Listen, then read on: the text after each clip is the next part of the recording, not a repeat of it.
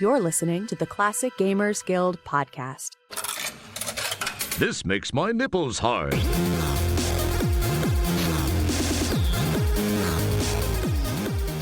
Hey there, thanks for joining us today. Paul and I are here, right here. Well, you can't see where we are, but we can. And we are here to talk to Slats, or Ryan Slattery, who is the creator of Betrayed Alliance, as well as the author of Betrayed Alliance, Book 1, which is a whole player's guide and manual for the game. And now the cool thing is this game was made in the style of Text-Parser. And so I thought, what better way to have a conversation here, what better way than to bring all of my favorite people here together to talk about point and click and text parsers and further our conversation about it. So, hey, Ryan, thanks for being on the show. Hey, thanks for having me on. It's a real pleasure. Did she say your last name wrong? Is it Slattery or Slatterly? Oh, it is Slattery. Slatterly all the time, but Slattery is correct. That's why just call me Slatt. Easiest way to go. Slats, super easy. All right, I can do that. I'm not good with names. Just ask the few people that have emailed in to say, wow, I've never heard anybody make fun of my name that way. Thank you, friend. I didn't mean to make fun of your name, and I really do appreciate you as being a listener. I won't do it again. No worries at all, Anna Vique. I like that one. I like there's a few versions. No, that's fine too. I'll take it. I got Vigu, but no, it's Vigu. That's that Canadian politeness though, because it is not how you say it. And she's like, no, it's fine. Or I don't know why I made her Irish for a second there, but like, no, it's fine. Yes.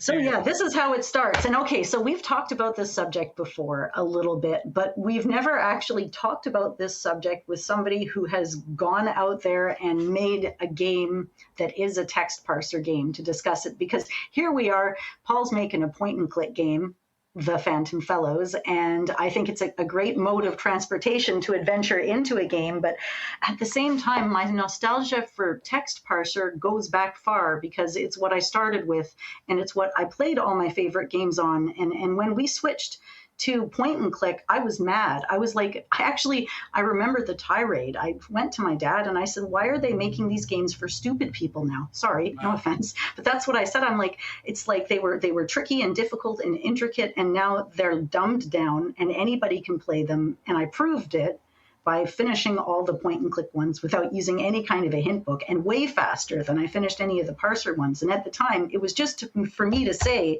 look, point and clicks are stupid. It's for little kids. Now, of course, being that I was about 12 or 13 when I had that opinion, I've probably mellowed out a little bit by now. But when I put myself back into those shoes again, I can kind of see where I'm coming from. And here you are, Slats, and you're a grown-up, and you're making games in the style that I loved playing them. And I'd love to hear why you chose to do that. Yeah, well, I definitely have a similar feeling that you do about the games, about point and click, but not nearly as harsh. I didn't feel like they were dumbed down necessarily, but I did feel like I was constrained, like I was put on like a railroad track where like every possible place was kind of planned out for me to go. Just you click on this, you have to do this. And the spontaneity of like typing in and discovering things to do was gone. And it just felt like the adventure or the discovery of it all was taken away from me. So I really did drop out of playing adventure games for a long time from the move from type parser to point and click. That's interesting. And I know you're saying stupid because you played Larry 5 first, though, right? Because that one is the standout. Like that game is very pandering. It's very like overly simple. Like it teaches you like the mechanics of pointing and clicking. Like, geez Louise, it's in the name. Like I get it. It really beats you over like the head with it. But I think that would be the only example of that, and that happened to be your first one, right? So that all checks out. But Ryan, you said that you kind of stopped adventure games from the point and click. So it was a bit of a deal breaker, in other words. It was for me, for sure. Right. I gave a few of them a good old college try, especially Quest for Glory 3, because Quest for Glory was like my favorite series. But I don't know. I just assumed 3 was a bad game because I wasn't enjoying myself. And then I think I ended up playing The Longest Journey at some point. I saw it at the game store and I thought, ooh, an adventure game. I bought it, and I started playing it. I did not get very far at all before I thought, no, it's just not for me. It's just not the way I like to play these type of games. And I'd go back and I'd play Space Quest 3 and King's Quest 4 because those were the games that I enjoyed. I just enjoyed typing. I don't know why. I think I like the graphics too, to be honest. It was the old school graphics and the type parser.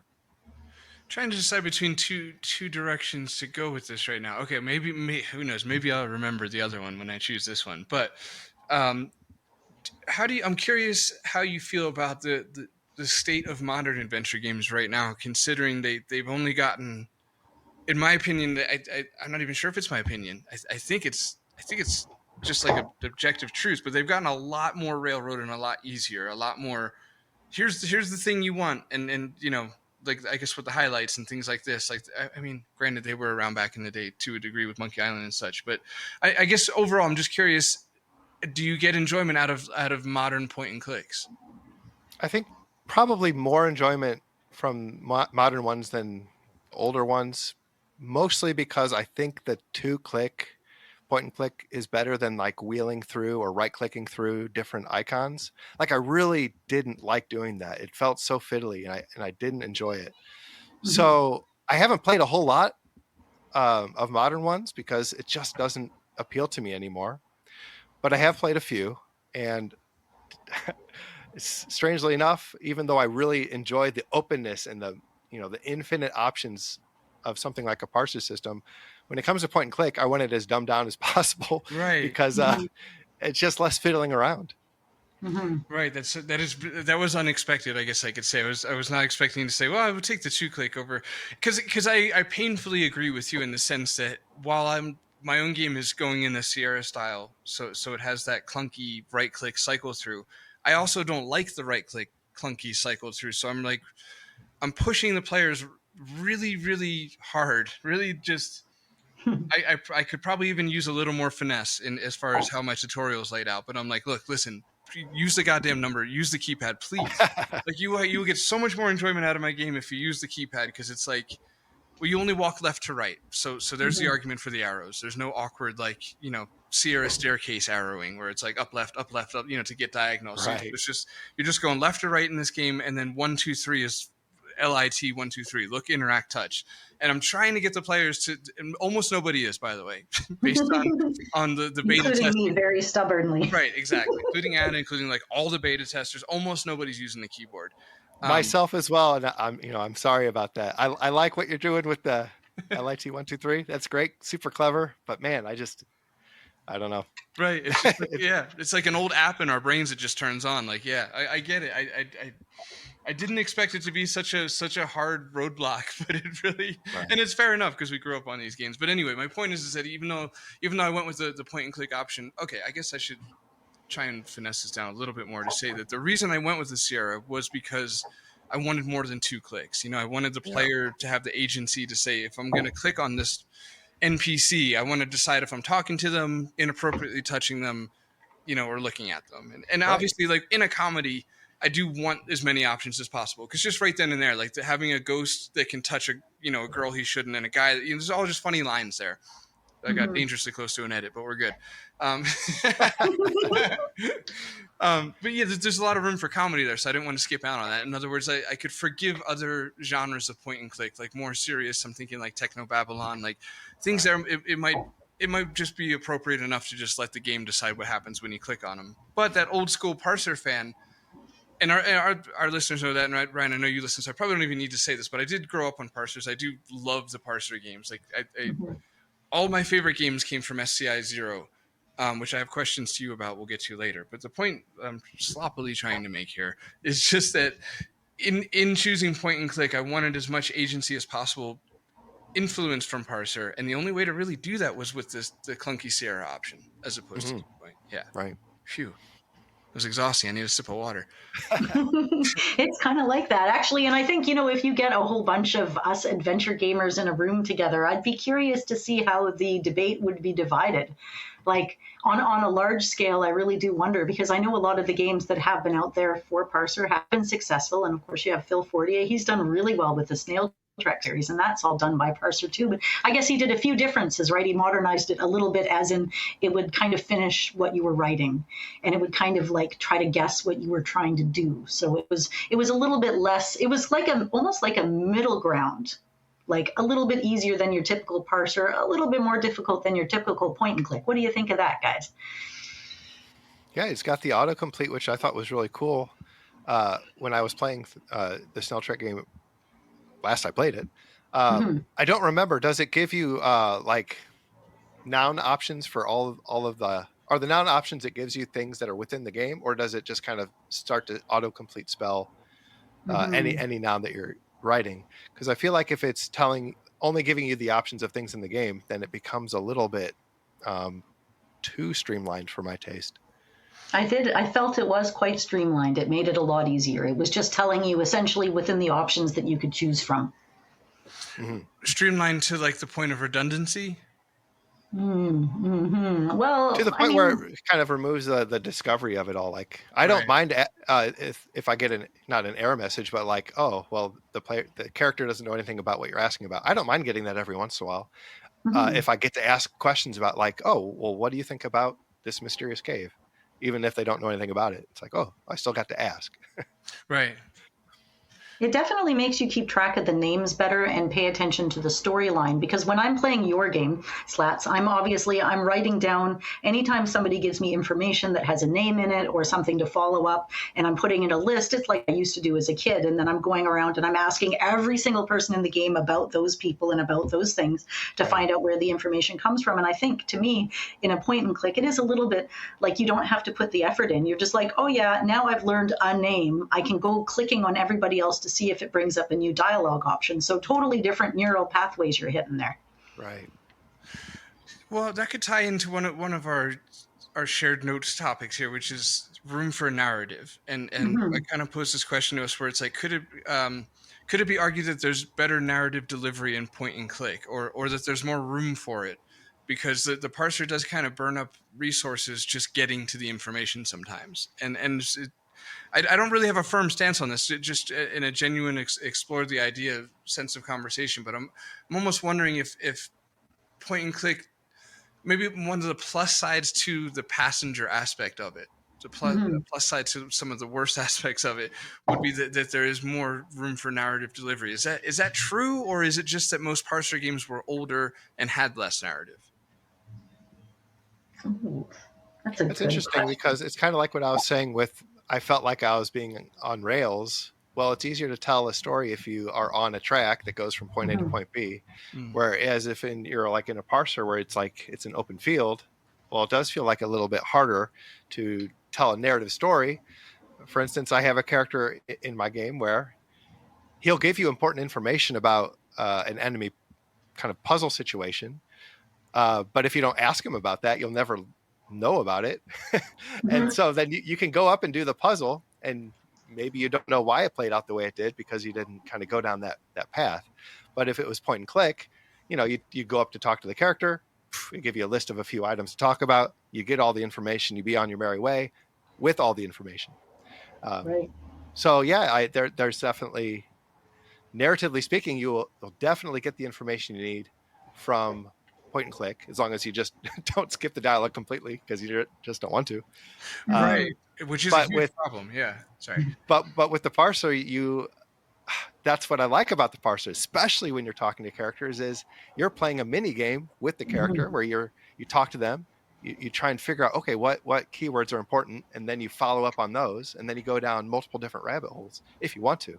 So I actually enjoy that because it puts you in an active role instead of being kind of listed out what you need to talk about, which is like, okay, well, I'm gonna just click through these and there's the information. Right. Now, what about okay, so some games have combined parser and point and click, whether to their success or not. You can take a game like Leisure Suit Larry 7 or Starship Titanic, as Paul's heard me brought up lots of times. and another game which I haven't played yet, but I'm super curious about, called Event Zero, which is an indie game that came out a few years ago, and you actually text input with a computer in the game to try to resolve your issues and make your way home. But it's all through, texting back and forth with the unit that's in there. But anyways, now I found when I played games where it mixed the two together, because it's easier and because human beings do like easier, I do default to the point and click, even though I say I love the parser and I love the combination so much. So like with Larry 7, I played the whole game point and click and used the parser for the novelty. And I chose not to play it that way. So I wonder how many people actually want what they say they want. Well, I know for me, if there's a parser option, I'm taking it because I really, anytime a parser game comes out, like Signal and Echo, the demo for that is like, oh, I got to play that. And I loved playing it. I got out a notebook and was writing down stuff. Yeah. And when Julia Minamata's game comes out, The Crimson Diamond, that's like the top of my list. Parser, you know, we don't get fed that often. So I get really excited. You know, even Cosmic Void's smaller parser games, you know, they're like 2 or 3 rooms, but I really enjoy just the opportunity. I feel like, you know, point and click, you have your variety of options. It's like you can just, you have a game to play every week and it's, you know, no big deal. But if I have an option for a parser game, I'm going to take it because it's few and far between. Right. That's fair. A niche within a niche. Within a niche, actually. There's a few, you're a few niches deep when you get here. Yeah, that is interesting. I'm thinking in my head of the divide between the classic divide of like Sierra and LucasArts players, and it is interesting that because Ryan, you brought up like the interactivity of parsers, like how much more interactive it is, and so it's like maybe at the cost of some arguably superfluous narrative, but at the cost of narrative regardless, there's a lot of interactivity, a lot of like hands-on, and then that made me think how a lot of the LucasArts players they don't want to save and restore a game, like that's a deal breaker. Like that's how uninteractive to a degree I think they kind of want it, and when I say that does spill into a lot of modern point and clicks, because point and click is definitely heading away from interactivity in a to a degree that almost frightens me, where it's like it starts to beg questions of like, is this, you know, it's getting pretty like movie like, or like a picture book like to a degree, where it's just like, here's the thing in the room that you're going to want to click on, and you know, removing some of that like mystery from it. And I'm just, I guess, because another point we have on this list here is actually, did I write this one on the list? Well, either way, I was posing the question again. Is there an argument to be made that parser adventures are a different genre than point and click adventures? And that was my question. Yeah, I brought that up because I was like, some people like, and I think actually I got this idea from one of the comments on your article about parser versus point and click, and the message said, I don't even think that it's the same. I think it's like comparing 2 completely different genres together. Like, but I guess it's like a genre within a genre, but I still consider, I mean, what you've done, Slats, and what you're doing, Paul, as both being adventure games. I don't feel they're different genres, but at the same time, if you're saying that, you know, you only want to play games that are parser regardless of what genre they're in, that kind of does separate it out a little bit. Right. And that works the other way as well. You know, I think anybody that grew up on the LucasArts games, like a lot of European adventure fans and such, like they don't want to touch parsers. They definitely. So there's a weird divide, I guess, regardless. Yeah, they're definitely like distant cousins, and hopefully they're not married. But if they are, they're producing some strange children. That's for sure. Yeah, it almost makes me think of like ice hockey and roller hockey, or something to that degree. I'm not trying to pander to our Canadian co-host here. Just growing up playing them, and I was a goalie, and half the fun of being a goalie in ice hockey is sliding around. So like when you get on roller course and you just like stick to it, it's like this isn't fun at all. But it's essentially the same game, but it's not. So that's a really good simile, actually. For all the Canadians that listening, that will get that, and nobody else. Okay, so, well, I kind of want to go into Betrayed Alliance a little bit here, because I finally got to play it for the first time, Yeah, we both played it and enjoyed the hell out of it. And okay, before you jump in, Paul was a little bit nervous because he's not really a Quest for Glory guy. So I'm describing it and I'm like, it's kind of like Quest for Glory, but it doesn't have like all of the, in-depth attributes. So it's kind of like Quest for Glory light. And I think that calmed him down. And so I was nervous to hear what he'd say about it. But then I'm talking to him after he plays it and he's just like, oh my God, Anna, that game was amazing. So now you can go ahead and say your thing. I just wanted to say you were concerned, and the game actually smoothed that concern right out. I was, and it's so unfair of me, honest, frankly, because like I still haven't given Quest for Glory a proper chance. So it's not even like I played those and didn't like them. I'm just this weirder version to. I don't know. Yeah, I feel gatekept by Quest for Glory. I'm not sure why. I think I've done it to myself. But anyway, no, dude, I had so much fun playing your game. I was almost, I think, relieved at how much I liked your game. I'm like, well, thank God I don't have to fake it tomorrow. Jesus Christ, this is nice. That is good to hear. That's good to hear from my side too. Man, it was so fun. I sold myself out there by saying tomorrow because yes, I did play it all last night. I still haven't grown up in many aspects, and that is unfortunately one of them. Homework the night before. But dude, not me, of course. No, I cleared my schedule to do it last night and then this morning, and I actually kept me and my kid up like into 2 a.m. last night just playing it because I just didn't want to stop. And he took advantage of me, he's like hiding in the bathroom pretending to brush his teeth for 3 hours because Dad's. Yeah, well, it really is like you can tell when you're playing the game that I was, mostly inspired by Quest for Glory, but it definitely doesn't rely as much on the combat or the stats, and there's multiple reasons for that. So it really does play out more like a traditional, almost like a King's Quest game, where you have kind of an open-ish world, and you can kind of explore around, and then eventually you'll kind of find your way through the places you have to go. But in terms of the stats, like it's not a really big part of the game because mostly having like a stat based game is a really ambitious thing. And the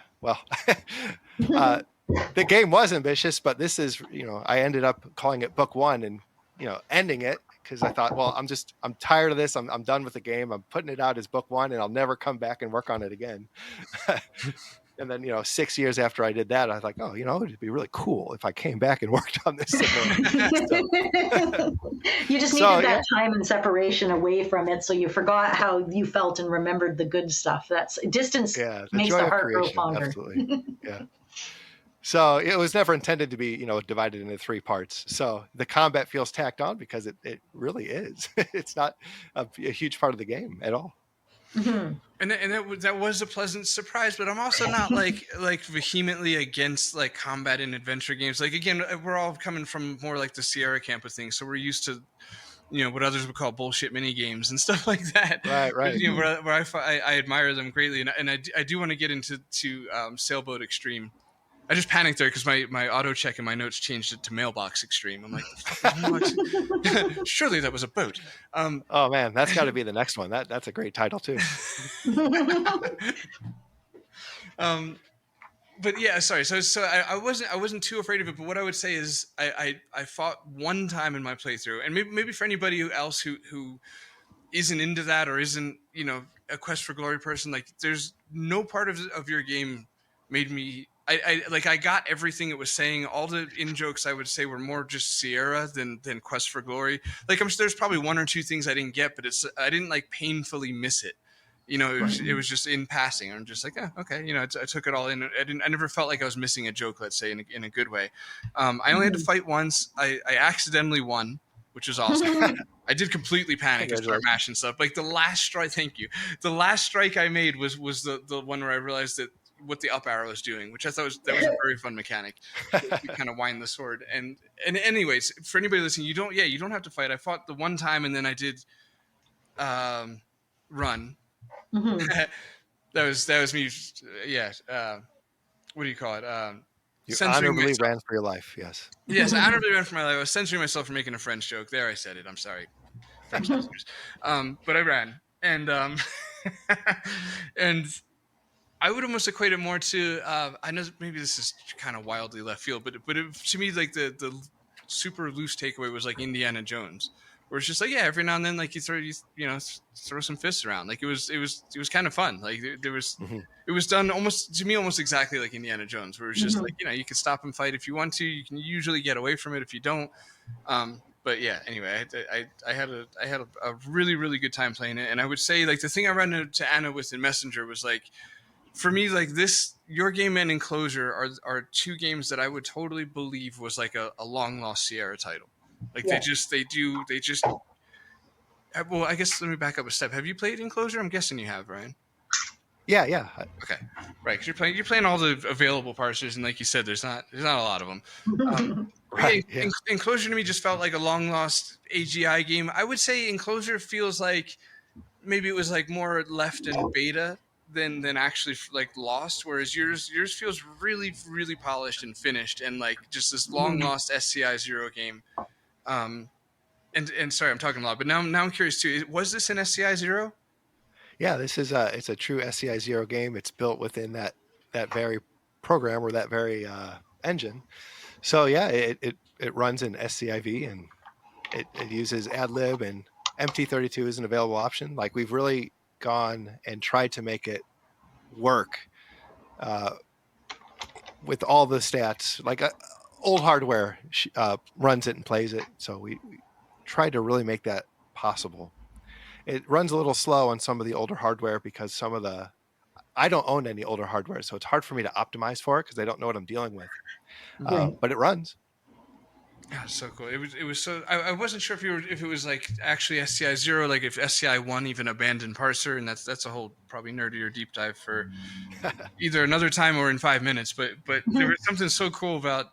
Yeah, I used SCIV as the launch command in DOSBox last night, and it's just filled with just admiration that this whole thing is just running. Yeah, it's running in DOS, and that you could go play it in like a 486, and right. pulled up my little Munt MT32 emulator on the computer to emulate the MT32 in the background, and hearing the unbelievable soundtrack. Who did the soundtrack? Oh, Brandon Bloom did the soundtrack for this one, and it's kind of a mix because I had done a lot of the music myself. But he reorchestrated them and made them available on MT32, and it just sounds so good. And then he has some original tracks in there as well, so it's kind of a Frankenstein's monster, but like a beautiful one. Right. Okay. So you did do quite a bit of it, and then interesting. Okay, that's very cool. It was like the Henry the Hermit song, of course, Henry the Hermit, because I'm a fan of the first game, and I like the nod in there, and I like the nod with the magic ladder too. But the music, the rewrite on that, the tune was nice. It's just such a nice, fun, bassy, chill tune. Yeah, thank you. For me, my favorite was it plays like in the upstairs of the tavern. I think it also plays in the library. I'm not sure, but it's like it sounds like a lute with like a fretless bass. Mm-hmm. Oh, that one was definitely one that Brandon did. That's an original one to him. And the cool thing is we have 4 different like buildings that you can go inside, and he reorchestrated that tune with a different kind of instrument palette for each room. So it sounds slightly different, and it's great. The soundtrack was awesome. There's the whole the authenticity. There we go. Of the entire thing was part of the charm, but it doesn't like lean on that whatsoever. Like it really, it was shockingly funny, and I say that just because I didn't expect it. I wasn't expecting comedy out of it. Let's say, but there's just like, it's like obviously written by somebody who grew up with Sierra, right? Because it's very in the vein of like the Sierra types of comedy. Right. Unfortunately, I wrote down maybe too many notes because I'm just seeing like a blob of things. Let me try and pick one out. Right. Okay. Got one right here. This one there's like, I had 2 really big laughs. What was the other one? Well, this one was, I just really appreciated the idiot and then sound stupid. I love a good Dostoevsky reference. That was really well done in the library. I think it was just the shock to see like a Dostoevsky reference in an adventure game and that it was made funny. Like idiots sound stupid. That was so good. Deborah yelling, that made me laugh out loud too. And she because I don't know, it has like just this charming, sweet little Sierra game vibe. And then this lady's just like, "You bastard, jerk," yelling at you out the window. You're like, "What the fuck? I just walked in the screen. What did I do?" And then you get to uncover the actual back history and find it out. That he was the general responsible, or the sergeant was it that was responsible for the death? Yeah. Right. You're just the general. You might not have been, in command of his particular unit or whatever, but you're the top dog, so you're the blame. So Right. I like how afterwards she's like, I don't know, the fact that she was even willing to forgive on the level she was with how it got resolved was very satisfying too, because she's having to eat it a little bit too. You're both having to eat it a little bit, but you want the chicken. yeah. See, that was a part in the hint book that made me laugh, because you're like, wow, a chicken breast. I love this book, man. This book is great because I played through it first, and then I played through it using the book on here, and I love how you set it up in classic style. I love how I was able to just turn the page through to the pictures that I like. The whole flipping it upside down to see the answer, because of course I grew up with the red cellophane hint books or UHS hints, and I'm a huge fan of not giving it all away. I don't want to always know what to do. I kind of want to get what I could be doing to figure it out. So the setup of your book was exactly what I wanted. Well, thank you. I really thought having a hint guide where it had hints before it gave you the walkthrough would be really kind of nice. I thought it'd be especially useful if somebody was streaming the game. And it's like, well, they don't necessarily want to consult a walkthrough, but maybe, because they don't want to just sit at the same puzzle for 10 minutes because that's not engaging. So I thought, well, maybe just having like a series of hints could help people who are streaming, get past the game, but also have an authentic experience with the game without having to just, we'll just use a walkthrough and just, mow it through. Mm-hmm.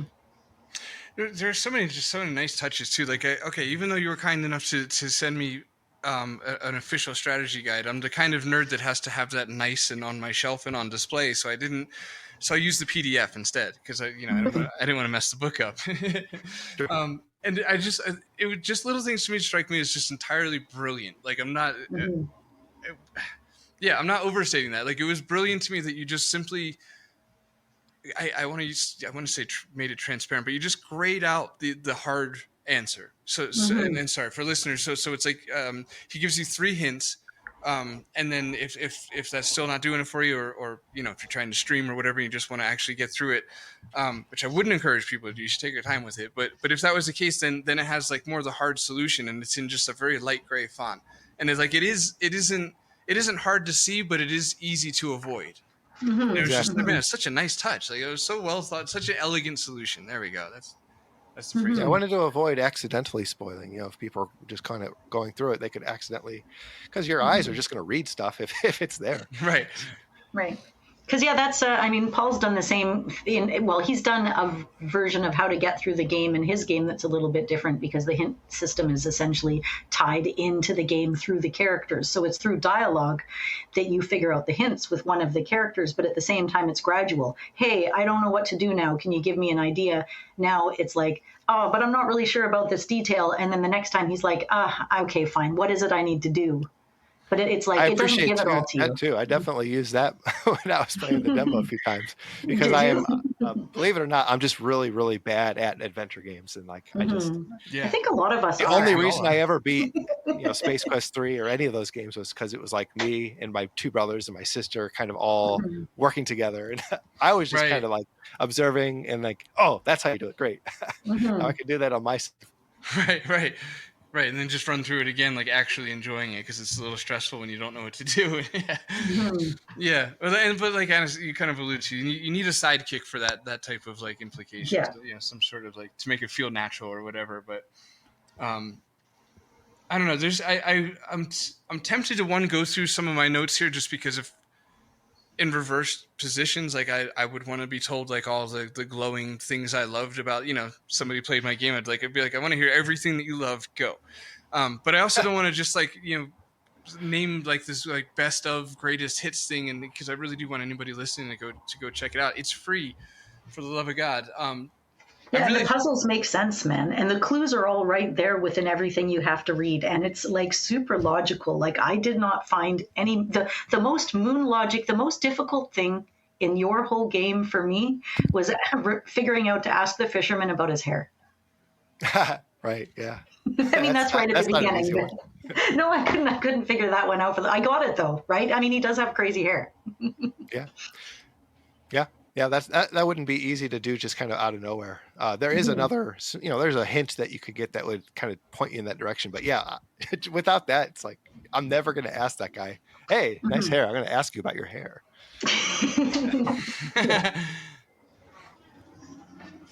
All right, yeah. I do want to just run through some. Sorry, I'm wrestling with myself here, but I just want to go through some because they were fun. Anybody listening, if you don't want to hear any spoilers, just skip ahead. Generic amount of seconds. I don't know. 5 minutes ahead. Yeah, exactly. The mirror bit was an awesome way to start the game. That was a very, very cool mechanic. Where you just, because you walk by it a few times and see yourself, and me just like nerd programmer wise, I'm like, oh, very cool. That must have been a pain in the ass. To get that mirror working.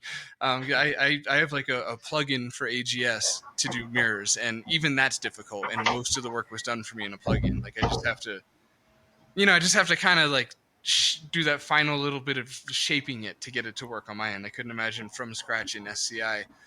It's also a nerd part of me wants to know how exactly you did the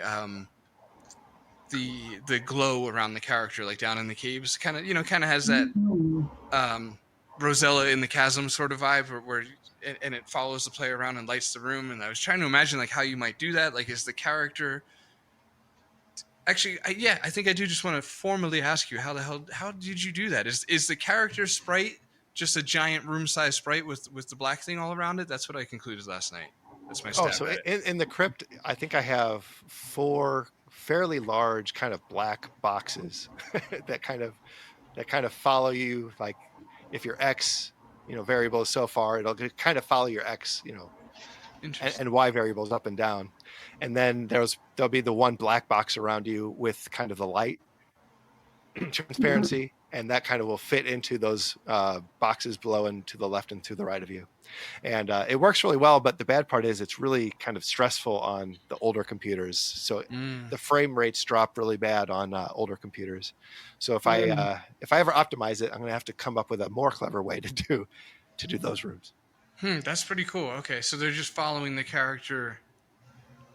So Yep. Does SCI have like in AGS it would be repeatedly execute? Is that something in SCI that sounds familiar? Where it's just run this. There's a do it method that runs every cycle, which is like I don't know, like 1 every 10 seconds or whatever.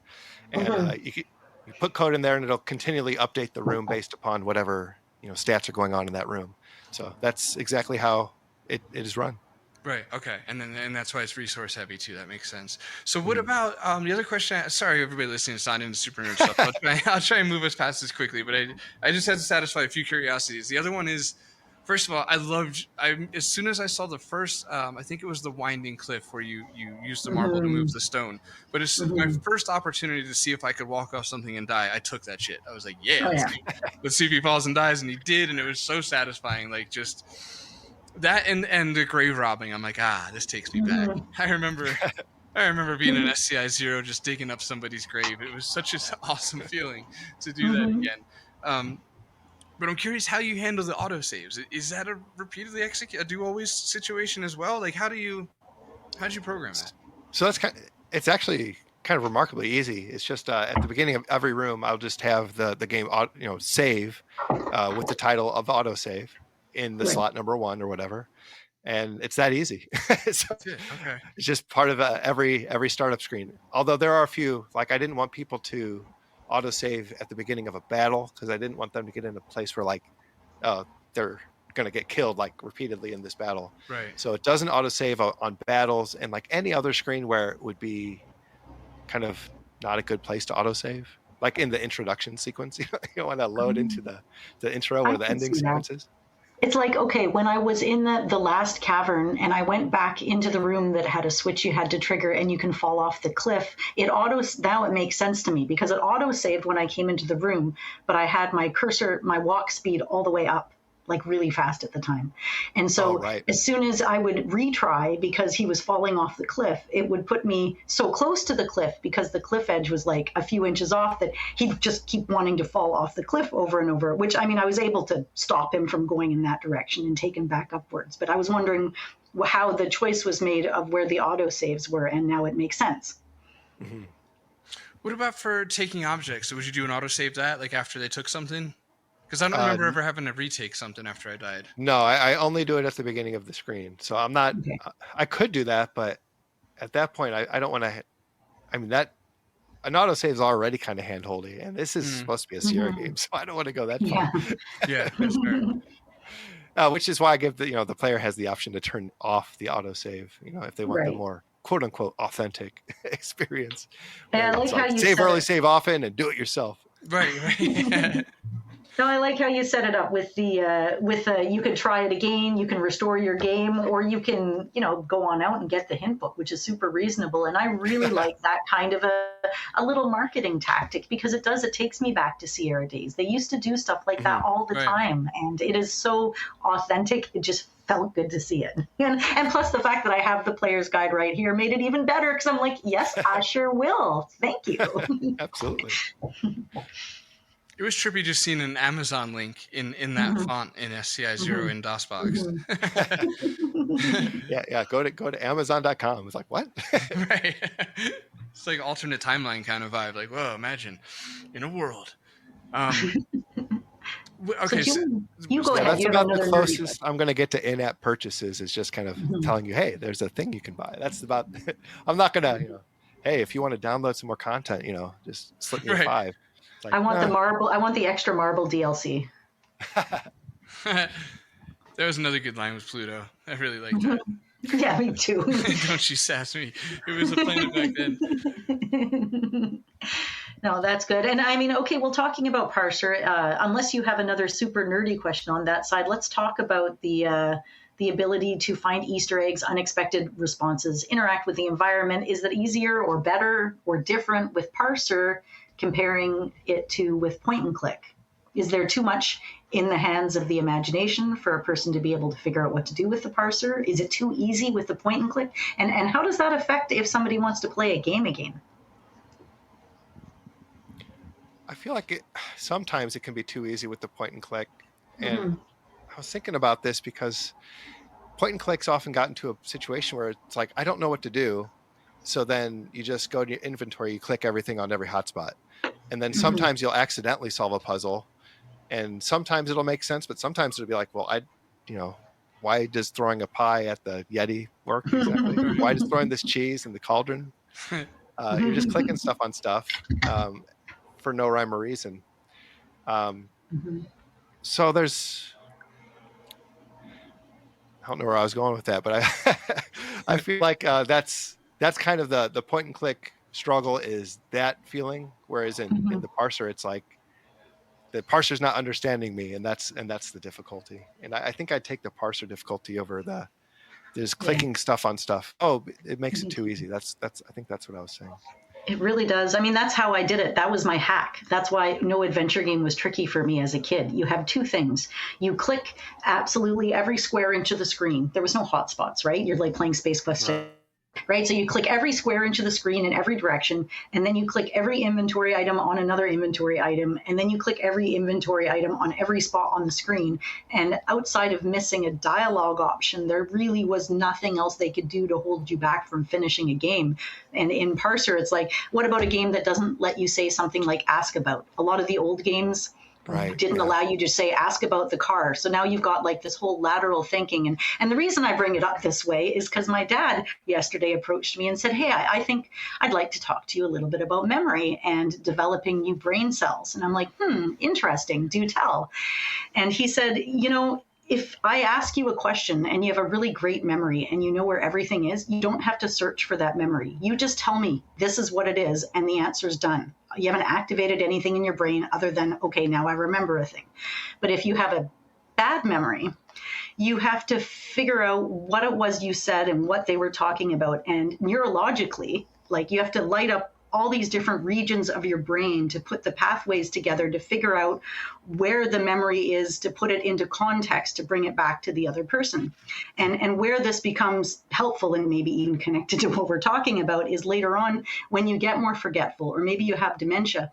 People that are used to always having the information right on the tip of their tongue have a really hard time with memory problems because they're not used to having to look for it. But people that have spent their whole lives kind of going, I don't know, let me think about it. Let me figure it out. They've got all these bigger neural pathways that can help them cope with the loss of memory. And in a way, it's kind of like parser versus point and click. In point and click, you can kind of pick the thing and do the thing, but you're not necessarily activating all the neural pathways that gets you to realize how to phrase it and have the conversation.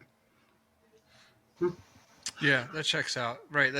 And it ties in what Ryan, you were just saying about stumbling upon the answer accidentally, where it's like, I was just, almost like routinely or habitually just combining things. And that takes work. I mean, there is a version of that in Parser where you're using words on words, let's say, as opposed to like an item on an item, but it's so much more laborious that it feels less common. Like you're not really going to put up with that. And I guess that could maybe transition us into one of the questions that we have here for ourselves, which is puzzle design differences. And this was an area that Anna really just completely missed the last few times that this subject has come up, comparing the two. Sure it is. So yeah, I guess I don't know. I'll put it to you, Ryan, just to without. Yeah, I don't know. I guess I haven't thought of an answer yet. So while I'm struggling for one, do you have an answer? Or how do you think puzzle design is different? I don't know that there is necessarily a big difference. Like, you have bad puzzles in both genres or both like styles, and I don't think parser will make a bad puzzle design good, and I don't think point and click makes good puzzle design bad. Like, I think it's all really even across the board. It's just when you're doing point and click, you just click the item on the hotspot or whatever. Whereas in the parser, you do have to be a little bit more precise. Like, you have to know what you're doing usually, because you're usually not going to be typing, specific command to use an item in a certain way in a certain spot unless you have a good reason for doing it. Whereas in point and click, you're just, I'm going to click this hotspot on this one and see what happens. So I don't think the puzzle design itself really changes much. I just think it's the player interactivity. So you can have really great puzzle designs in both, and really rotten in both. So is there anything that you can do in one and can't do in the other? I guess for puzzle purposes, there could be a few things. Like it's a lot easier if you are in a parser. Like, I'm thinking Quest for Glory 1, there's a gargoyle that asks you questions and you have to type in the answers. It's a lot easier to do that with point and click than with a parser than with a point and click, unless it wants to pop up a keyboard for you to enter answers in. But that also gets kind of cumbersome. Right, like it has to be multiple choice, I suppose. Right, it would usually be like a multiple choice situation. Which is fine, but it's definitely different. It's less rewarding. Anybody who's taken a test knows that fill in the blank is a lot harder than multiple choice. Right. I feel like we're being so hard on your game throughout this whole episode, Paul. I also feel like nobody's ever out there like holding up the flag and saying parsers are awesome all the time. Like, I love both, but I mean, there is just when we get into talking about it, it almost puts me back in the mind frame of what I felt like a game when I was sort of determining which one I like better of the two, and when they were first coming out. It's kind of it's a complicated subject. I'm glad we're doing another episode on it. Well, I think that parser, point and click doesn't need defending. Like point and click's just going to be fine. I think parser is the one that kind of needs a little bit of defending, and if anything, I'm a bit of a turncoat because I grew up on parser and have such an affinity for it that like I my reason for not doing a parser was solely that I assumed it would be. I knew nothing about programming, so I just assumed it would be a lot more difficult. And I was like, I don't think my first game should be a parser. That's probably going to be harder. And that was the end of that internal conversation. That was right. Because you did say maybe a text game in the future, or I mean, it's not like you eventually. The idea. Yeah. No, it's still very much. Yeah, these are the games I grew up on. I do absolutely adore them, and yeah, it's like point and clicks will be fine. They don't need anybody to like champion like why they're good or bad or whatever. Like they're going to be around. It's parsers that's like kind of the scrappy underdog that some part of me deep down like once any like LucasArts types to give them a chance, because I think they're so much fun. And and the point and click is really the king. It's marketable, it's more marketable, and it's definitely easier to move to different consoles. Like, I'm not going to be able to my game on a Switch. Like that's just not going to happen. It's like it has to, you have to have a keyboard. So it's like computer or nothing. Whereas point and click can really be kind of broadcast across platforms. So point and click is kind of the jester, who's poking at the king. Right, right. As you're saying that, it made me think you could play Betrayed Alliance like on your phone. Just throw it in DOSBox, and it would probably play really good, right? Because I've played it. I think I've messed around with a few parsers on the phone, and the little. Somebody had mentioned, and I don't have experience with it, but somebody had mentioned that they were playing it on their iPad with some kind of DOSBox extension, and they were showing it running. And I thought, well, that's really neat. So I mean, I guess it would be. I don't think it would be fun on a phone though. Like I just don't enjoy typing on a phone. Right. Like I would find that cumbersome. And plus, like I do use mouse controls for a certain number of puzzles in the game, and I feel like that would be really hard to do as well. Right. That's fair. Yeah. Yeah. No, you're right. I agree to all those points, and it's actually ironically. That's the wrong use of the word. Whatever. Shut up, me. The only thing worse than typing on a phone is typing on an iPad. That's just that's worse. I don't know why it drives me crazy. But still, when we're all done here, they're saying I'm totally gonna put it on there and try it. Do it. Take a photo or something. I will. You can split it, put it up on the socials. That would be fun. Because I mean, obviously, we're going to be talking about this. We're going to be talking about the game. And hey, in the Classic Gamers Guild, which is the group that we're connected with on Facebook, our Ladies' Night next Friday is going to be featuring your game, and we just want to get it out there. We want to tell everybody about the guide. I mean, this is all exciting stuff. No, thank you. I appreciate that. Really quick, I was just glancing at my notes from playing the game. I know I kind of derailing us back to Betrayed Alliance, but it's also fresh in my head too.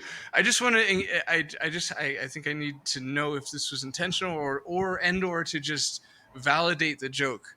But am I correct in saying that Lara goes into the shower and doesn't return?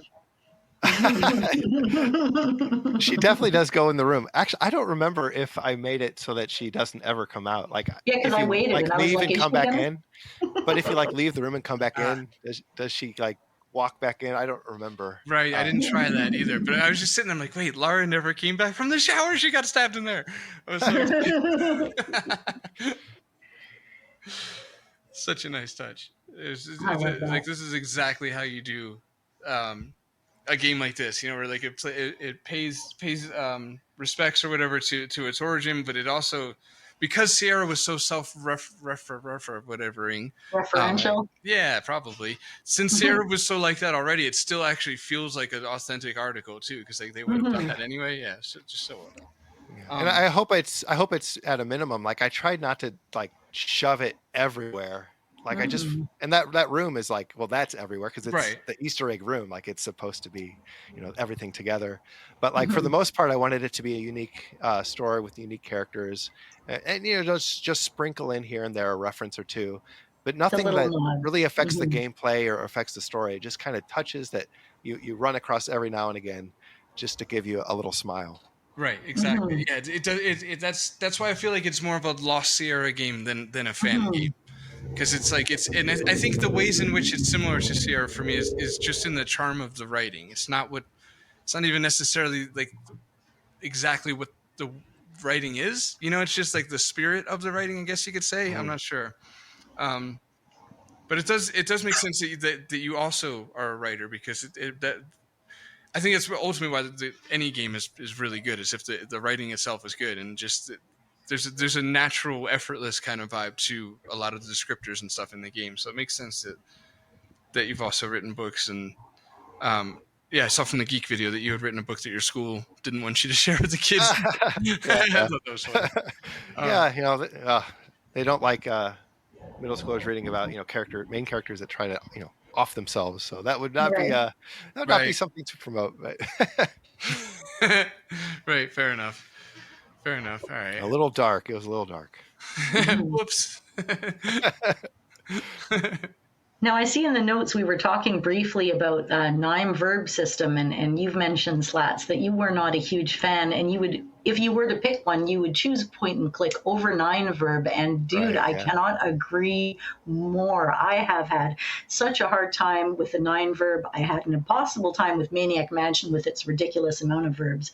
I found it a little bit overwhelming, actually. Even though there's more options in a parser, I found the 9-verb just, it didn't keep me in the game in the same way a typical point and click or a text parser would. I agree. Like the overwhelming thing is interesting because it does feel overwhelming, and it dominates like a lot of the screen space for where you could have nice artwork, which is something I would rather have. But like just having all 9 of them there, like with the parser, technically, yeah, you have like an infinite array of verbs you could put in, but like you're just going to type in the first one that comes to mind, and maybe it works and maybe it doesn't. Like it's not like, oh, I have to choose one of these. It's just I'm just going to put in what pops in my mind. So it doesn't have that sense of overwhelmingness, if that's a word.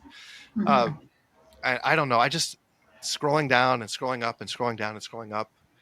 It was just too tedious for me. And I know that's weird because I like the parser, and there's a certain amount of tedium that comes with typing commands and retyping commands. But I don't know. Right. It's actually a talent learning how to talk to a game. I was talking to my dad about this yesterday, and I'd say, I'd bring friends over, and I'd be like, oh, well, let's play King's Quest together. And they're like, that's awesome. And they'll sit down and they'll be like, Rosella, what's her name? I'll be like, Rosella. They'll like, Rosella, pick up a flower. Rosella, walk. Like they talk to the game like they're talking to a person. Of course, the game doesn't understand. And I'm like, well, no, you have to talk to the game a certain way. And they're like, well, that's stupid. And like, just me trying to get them to enjoy or even understand how the genre works was so complicated. And then I realized, what did we do? We'd get these games, we'd open up the book, say King's Quest 4. Right. And you'd read through, okay, here's your list of all the words you can use. And you'd build your vocabulary and how to interact with these games from that. And it is so much more of a learning curve than you would think. But even now, like I put Jacob down in front of a text game, right? And he's just texting to it as if he's talking to Google or an AI or something, right? It's like, no, dude, you can't. It's never mind. It's not fun anymore. He leaves.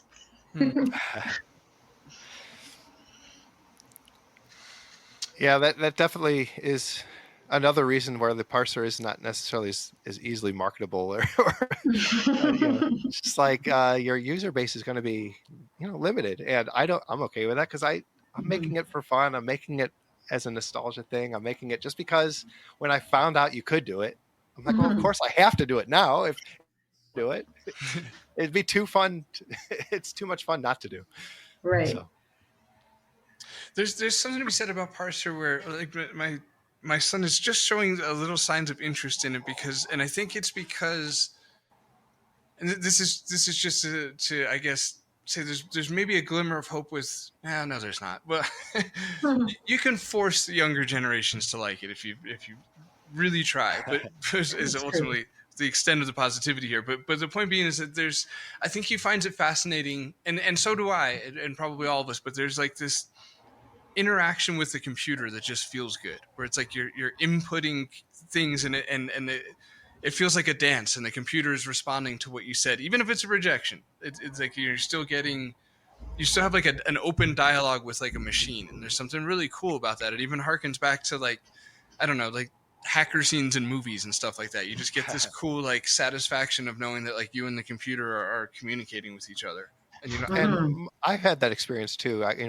I had my daughter sit down and play King's Quest 4, and she loved it, and she wanted me to do most of the things for her because she was having trouble spelling and like a lot of the parsers weren't going through, but she really enjoyed that. And then my son, he didn't really like Quest for Glory that much, but he was really into Space Quest 3, and he wanted to do a lot of it himself. He would want me to help him with certain puzzles and whatnot.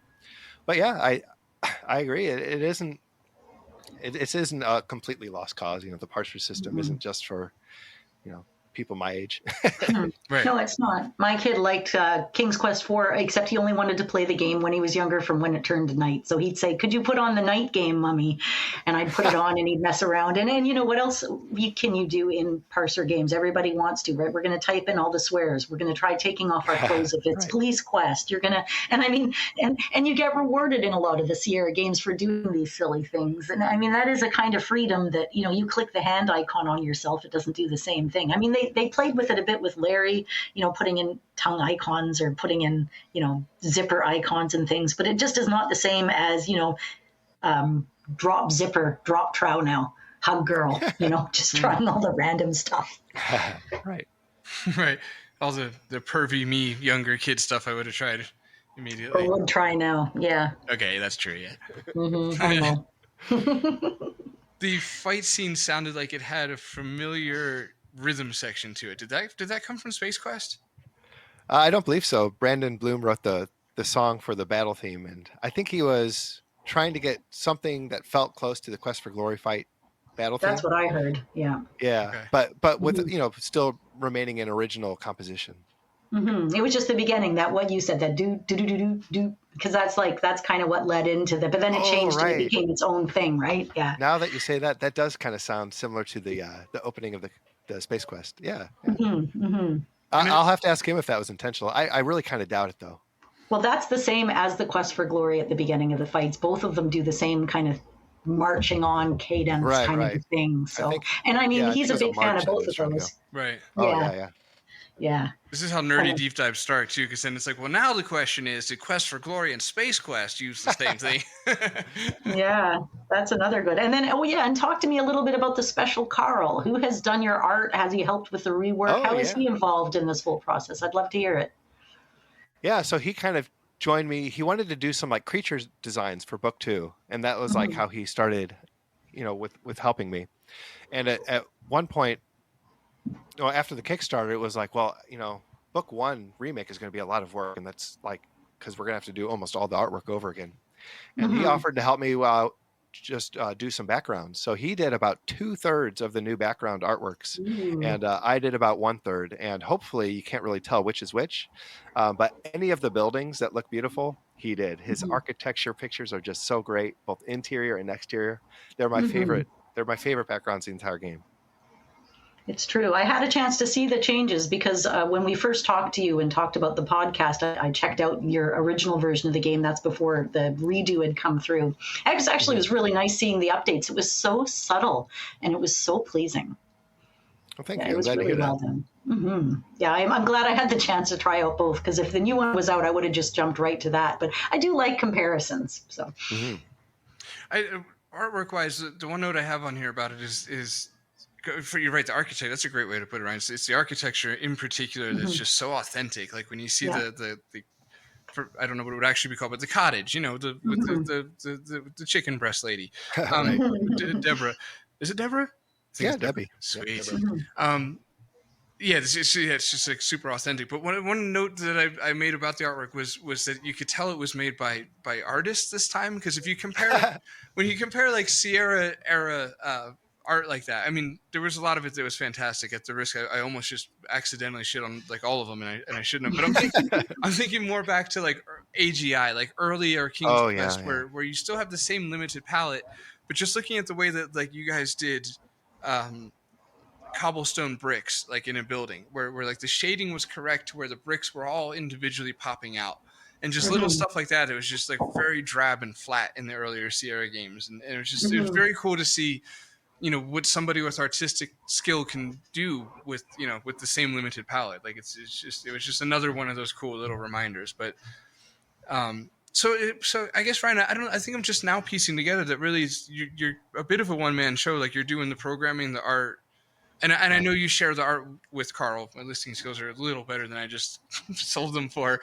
But at least 20% of the art, and I think the original version was all your art. So you got art. You're doing some of the music, as you had said, doing the programming. Which one of all of these is like your home base? Like what were you primarily? I guess I'm gonna guess a writer.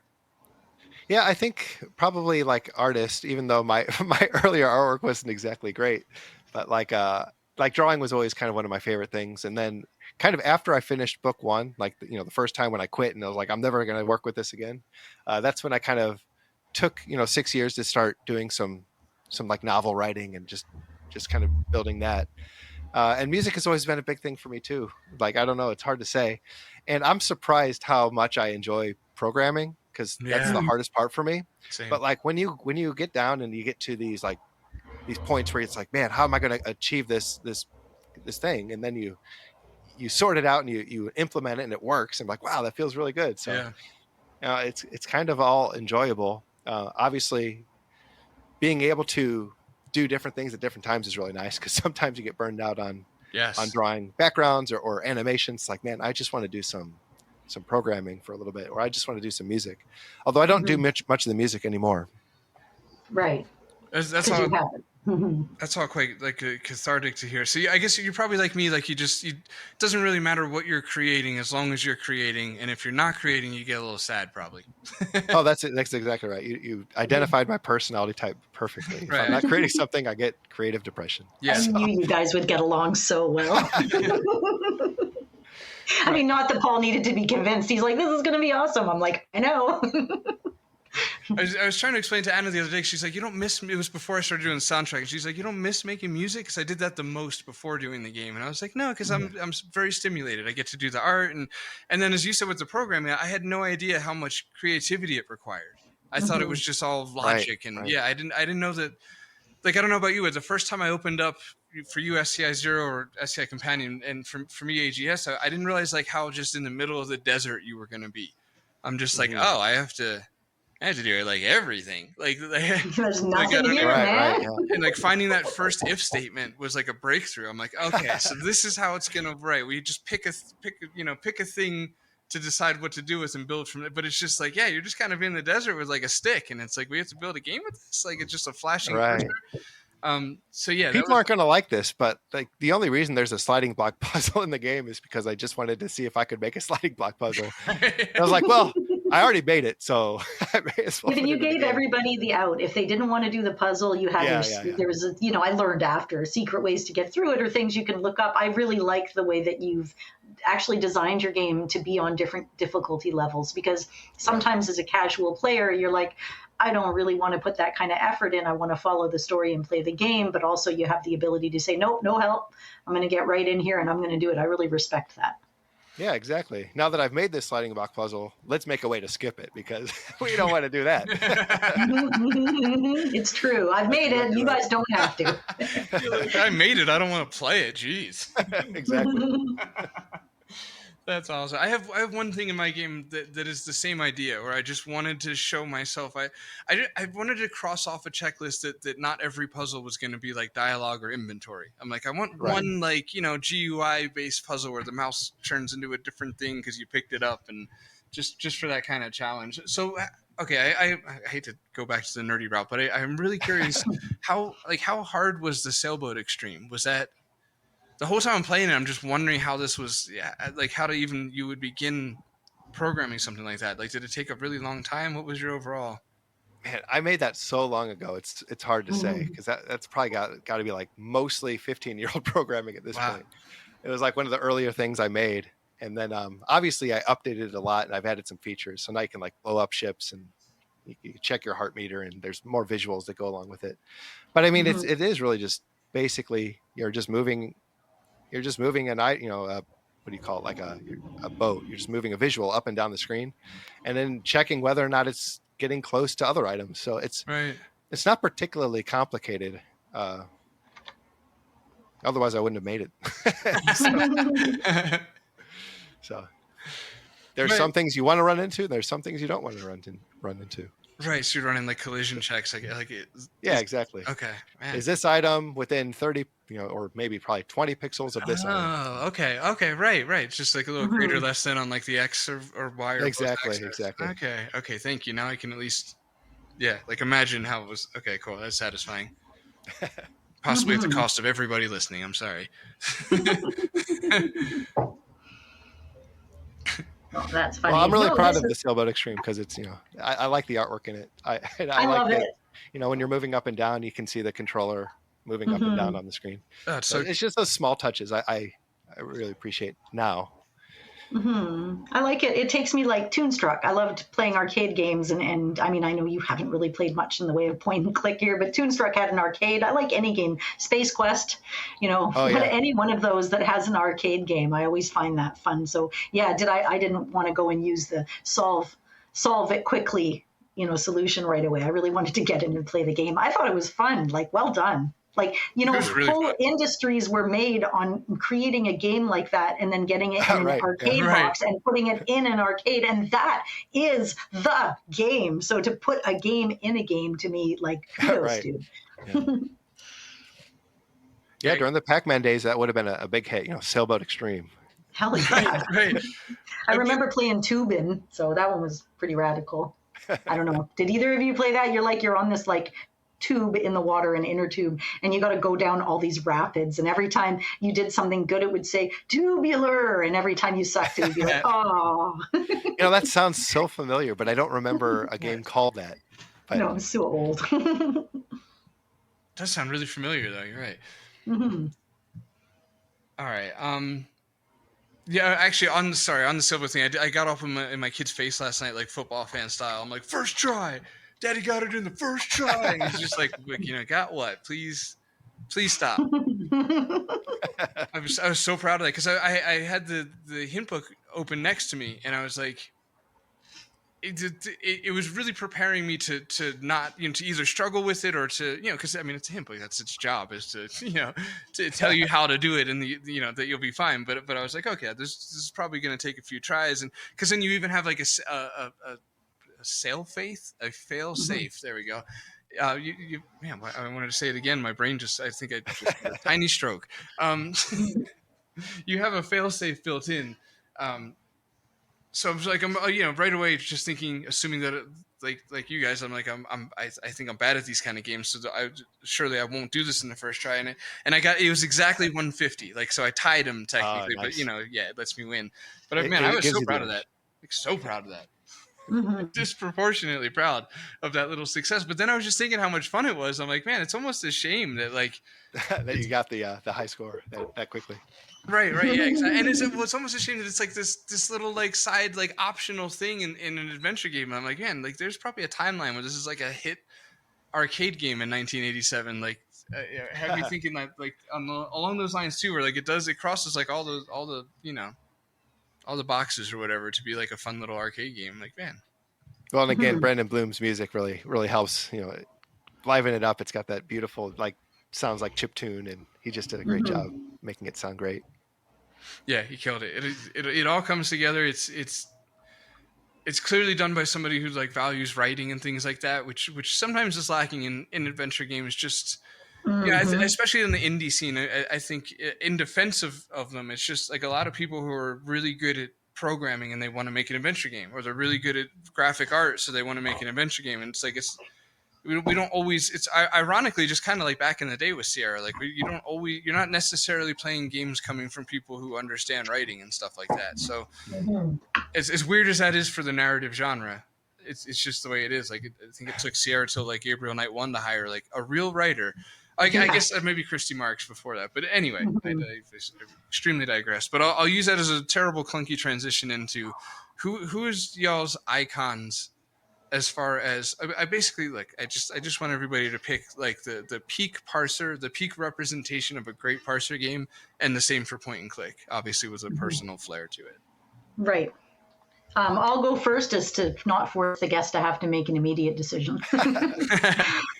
But to me, peak parser is King's Quest IV, and I know there was even a few little nods in the game, shovels and digging and things to King's Quest IV. But it was my first. It is my favorite. I have continued to play it at least once a year, every year since I got it. So I'm in my 40s now, so I've been playing it for a really long time. I really like the way that you can interact with the text parser. It's not as funny as, say, Police Quest or some of the other games that made me laugh, but it was so straightforward that me at the age of 9 was able to take just the instruction booklet and the game and complete it with nothing else. No hint books, no help, just my dad saying, hey, maybe you should go for a walk and think about the problem because you look kind of frustrated. So like that's the perfect text game to me right there. And on the point and click side, as far as games have come out, my ideal, and I can't even can't even tell you how many times I brought this up, but it does tie in with the nostalgia. I really like Space Quest 4. I like the graphics. I like the interactions. I liked the ability we had to figure out hotspots without it being a big mystery, because like Space Quest 6, everything was a hotspot, but it was so cluttered and there was so much going on that it's almost overwhelming. I feel like there was just so much to click on. So yeah, the hand-painted art graphic style, the pacing of the game, and the point and click, and the ability for me to interact with it is definitely the Space Quest 4, which leads me into that drop-down menu, Paul, and like you're using that now with your game. I like the drop-down menu. We've talked about in the past, people right-click to cycle, and then they end up cycling too far, and Paul will see all of us do it when we're doing our play testing. And he's even like, okay, we went on a hunt to figure out the mystery ages ago, and it was like, the mystery is when you have nothing in your inventory, you have this many clicks. But when you're holding your inventory, you have one more click. So you're always trying to like figure out where the rotation goes. Is it after 5 clicks or is it after 6 clicks? And so you're constantly kind of confused as to how many clicks you need. So we thought, well, by eliminating that, you're always having the inventory in your hand. The click cycle always stays the same. And I thought, well, maybe that'll stop people from over-clicking on the click cycle, but I still do over-click on the click cycle. It stopped nothing. Essentially. It stopped nothing, but it was a fun discussion.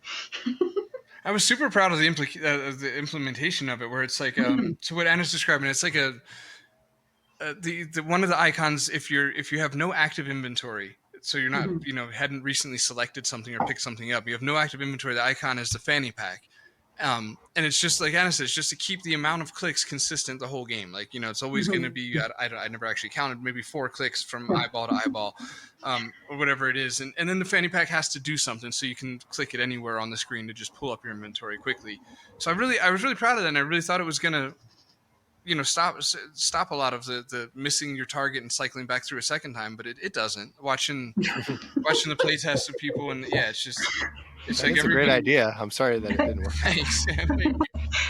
It is better, though. I do cycle through less. Like, I am less confused. Even though, Paul, I get excited and I miss my mark, it actually is better. And I don't know how to describe it other than when I'm playing it, I can tell the difference, that it's always the same. And then I'm not like, oh, man, stupid game, I don't know how many clicks it is. It's more like, oh, Anna, quit rushing. It's just 2 clicks over, girl.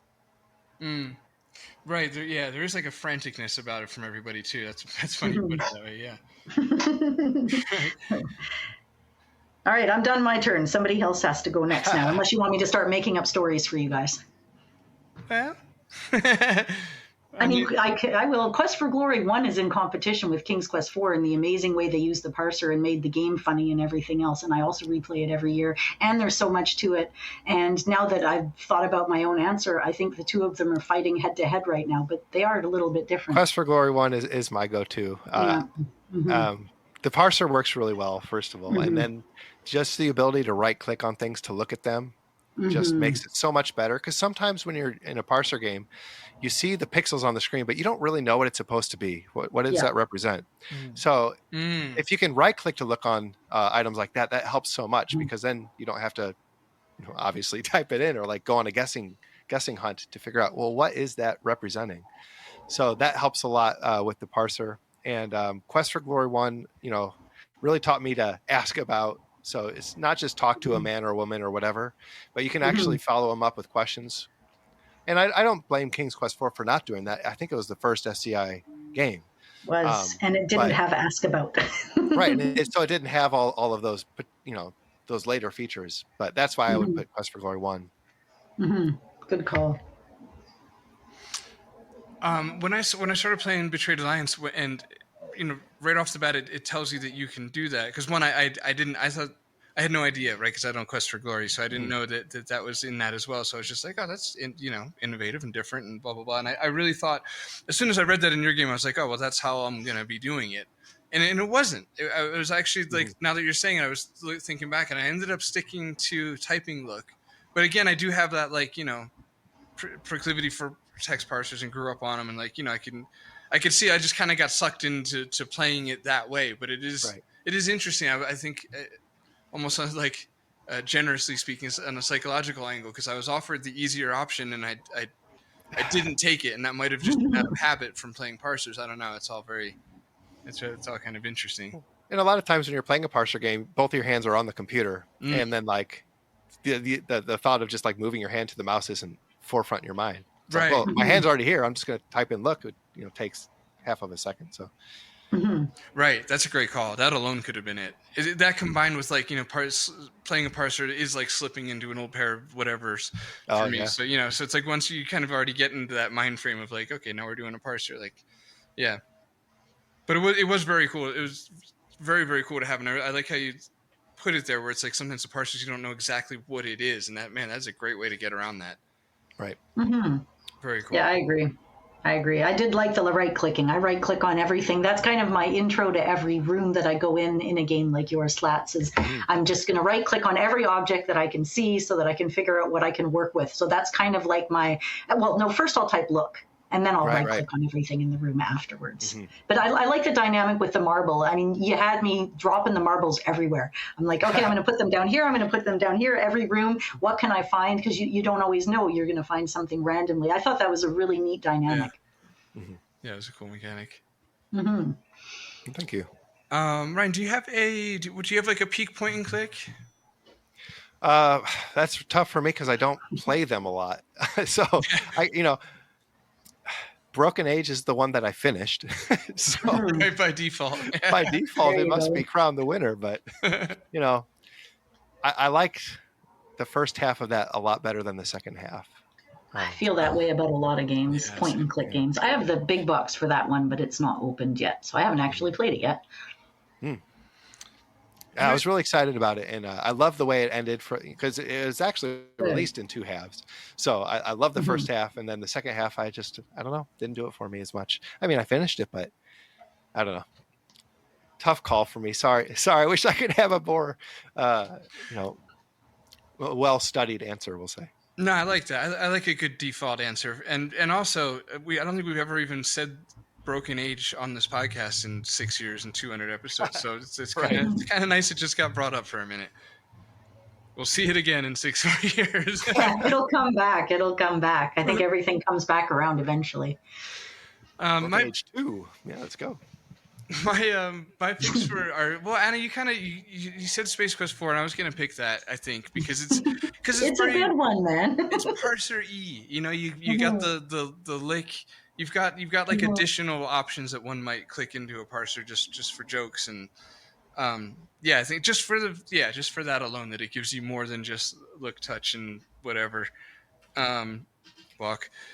So yeah, I was trying to think of one. I don't know. I could be recalcitrant and pick Space Quest 5 just to be slightly different, but then 4 did it first and whatever. And Gabriel Knight is my example of one that just totally missed the mark. Like they saw, you got to admire the ambition. Like they saw the potential of this new point and click thing, and they're like, let's give them like 15 different things they could do at different times, and then a quarter of the way through development, we're just going to forget that we even had some of those and not use them at all. Exactly what they did. Oh my goodness. Which is similar to honestly what Lucas did with a lot. Like once they got from 9 to 12 verbs, they would just like, I think there's 1 or 2 of the verbs that get used like once in a game, almost in oh shit, we haven't used this all game. We better really force it here. Which is a terrible call, because if anything, then the players get really used to never needing it, and that becomes why you got stuck on something. But anyway, I did the same thing in my game. Like, I wish I had come up with more ways to use the ruler. Like, you use the ruler once, and there's no other place where you can use it, even for fun. And I look back at that and think, that's a missed opportunity. I could have been measuring all kinds of stuff for fun. Oh, well. It was funny. Go ahead. I have similar, like I had to really force a bunch of uses into one of my inventory items because you're going to have it so many times. And it made me realize for the next games, let's say, I didn't realize like if you're going to let the player keep something, they're going to constantly check on it. And I really just didn't realize that at first. That was like a lack of experience part on my behalf. My ruler, let's say, where it's just like, shit, if you let them just have the thing, then they're always going to figure there's a use for it at some point. So I didn't know that. It's interesting the way people play games. I was thinking about like the 9 verb and how I found it difficult. And then I thought about a game like Spellcasting 101, where you literally have a list with like 20 verbs, and then you have a list of every single thing in the room. And the game itself is static with words on it.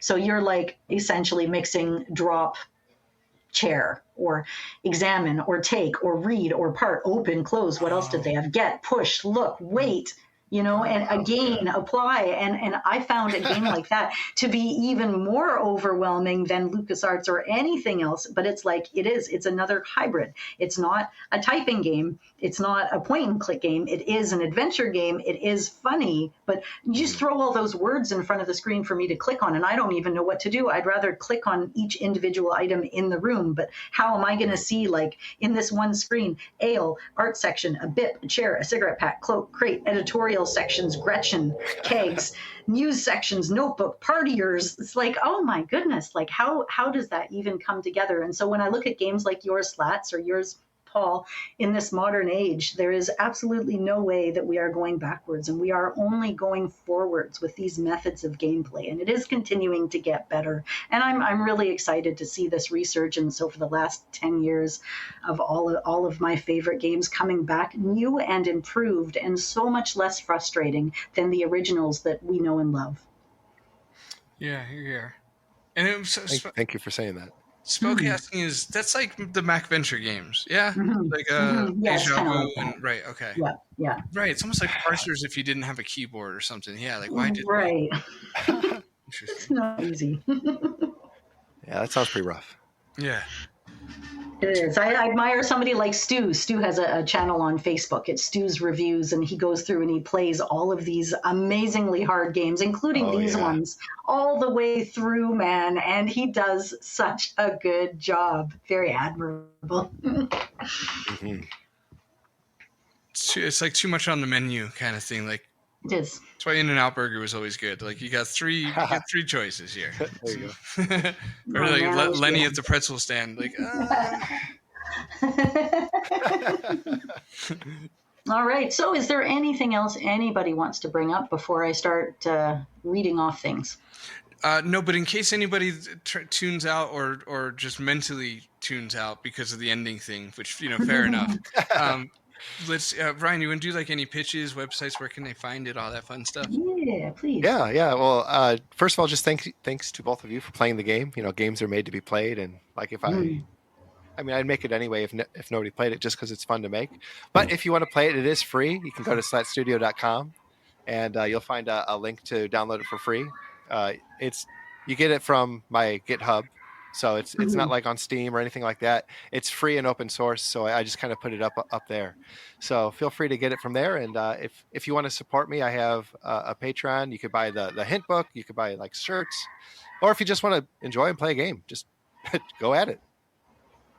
Beautiful. I'll link that in the description too for listeners too. So just go there and click on the thing. Yeah, please do. And outside of that, I want to take a minute to say thank you to our amazing Patreoners in the True Believer tier. Yes, that's right. I've changed the name. In fact, I've changed the name of all the tiers because I didn't like them. So thanks for being a true believer to all of you wonderful $10 subscribers. And that would be Gareth, Michael, J. Holmes, Brian Manown, and Tim Ellis. You guys, I really appreciate all of you and everybody else that makes the show possible. I also put in a middle tier at $5 in case $10 was too much and $1 was too little. You can jump right in the middle, and there's a few extra benefits just for being there as well. So outside of that, check us out. We are a part of the Hotspot Network, the adventure game Hotspot Network that will be showing up in July in Tacoma for the inaugural Adventure Game Hotspot Awards, and as well just getting together, having some booths, having some games, and just an amazing weekend of entertainment. You can find Paula and I. We are a page and a group on Facebook at the Classic Gamers Guild.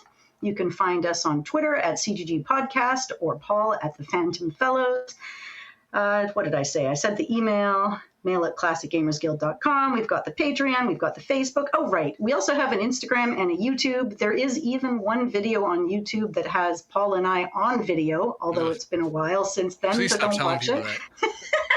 It's got like 100 more views than anything else. What can I say? But no, we were not our best during that episode. When we do it again, we will do better. You're up, Paul, please. Damn it. All right. Well, look, listen, the fanfare thing is linked below. Adventure Game Hotspot fanfare. There's a link in the description. I said below, but it's not YouTube. You'd have to like open your phone and look, I'm not going to make it sound like work. Just that's there for you. All right. There's links there. It's all fine. Fanfare is happening in Washington. We'll be there. I know I said all that. I don't know why I'm saying it again, but I did. And then just don't do a murder. It's that simple.